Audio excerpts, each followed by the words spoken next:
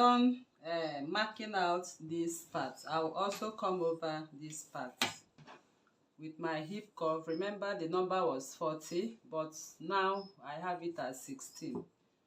So I'm going to place my hip curve at 16, and once I place it at the apex, it matches exactly with what I have on the waist. So that is how the right way the shape of the human body is located.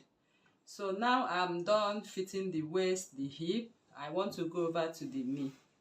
So going over to the knee, we had a calculation when we were drafting this skirt that your hip circumference, you'll be dividing it by 4 and taking away 2 inches from one side. So the hip I'm working with is 48. First of all, if you divide 48 by 4, you will have 12 inches. So the 12 inches I have, if I take away 2 inches, I'll have 10 inches. Okay, so now I have both of the front 2 pieces together. So it means I will be doing 10 times 2, which is 20 inches. So my knee line, I'm going to take the measurement of 20 inches. So from the curvy part, you can see the part that curves in, okay, shows your knee line.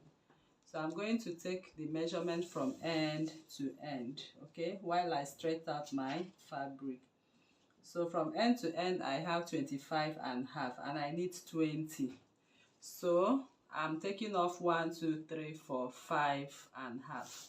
So I'll come over to my tape and I'll divide 5 by 2. This is what I get, 2.75. So I will come to one part of the knee. I'm going to mark 2.75. And I'll come over to this part of the knee and I'm going to mark 2.75. So it all depends on how many inches allowance you added to your skirt, okay? So whatever inches will tell how you are going to mark it out. So I have marked my knee line. I'll come back with my pattern hip curve. I'll be placing my pattern hip curve at 16 on the hip where it was before. So if you notice at that point, it returns back. As you can see, it returns back with the shape of the knee. Okay, so that is how your hip curve is supposed to be situated. Okay, so I have it. I'll just take it this way so it sits properly. Okay, so if you don't want it to go too in with the 2 inches calculation, you can just place it the way I placed now. Okay, so if you don't want it to go too in, but if you want it to go inwards, you can just bring it to this direction. Okay, but for the purpose of this tutorial and for the dress I'm making right here, I want to place it the way the hip curve is appearing right here. So it's actually giving me something at this point because I don't want it to be so tight or fitted. So I'll just take it with the shape of my hip curve.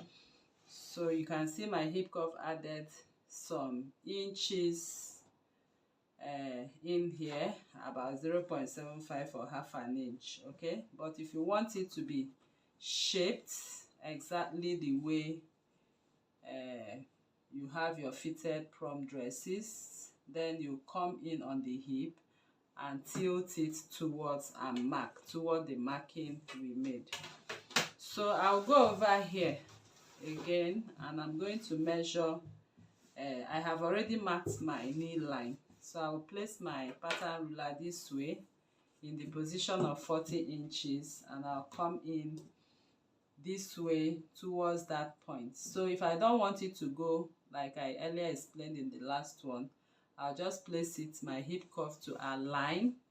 In fact, it's perfect to align, okay, from your waist to your hip to your knee. Okay, So I'll just take it the way I have the shape of the hip cuff, because I don't want that part to be tight.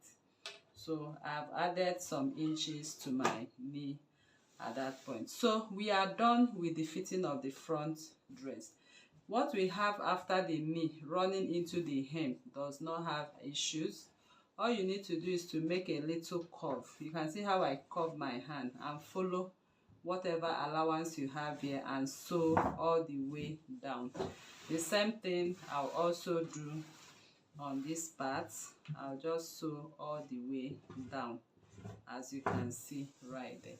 So if you notice, you can see that I'm fitting on the top of, on the right side of my lace. Okay, for the front, this is